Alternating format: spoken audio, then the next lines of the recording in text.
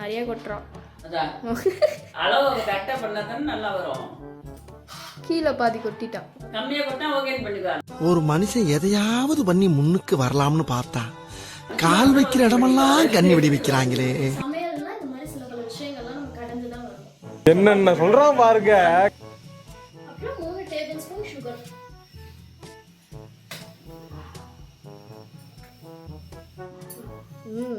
மூணா போட்டீங்க. சரி சரி. இப்போ இதை நல்லா ட்ரை இன்க்ரீடியன்ஸை நம்ம நல்லா மிக்ஸ் பண்ணிக்கலாம். இதை மிக்ஸ் பண்ணாமல் பண்ணோன்னு வச்சுக்கோங்களேன், டேஸ்ட் ரொம்ப பேடாக வரும். எப்படின்னா அடியில் மைதா நின்றுடும், மேலே சர்க்கரை நின்றுடும், அதுக்கப்புறம் கொக்கோ பவுடர் நின்றுடும். ரொம்ப ரொம்ப ரொம்ப மோசமாக இருக்கும். ஏன்னா நாங்கள் அந்த மாதிரி பண்ணியிருக்கோம். ஸோ அந்த மிஸ்டேக்கை நீங்கள் பண்ண வேண்டாம். ரொம்ப பயங்கரமான ஆளா இருப்பாரோ. மேபி ஓகே தெரியுது. இன்னும் கொஞ்சம் சாச்சுன்னா மொத்தமாக கீழே கொட்டிடும். அதனால சாய் செதறிட்டு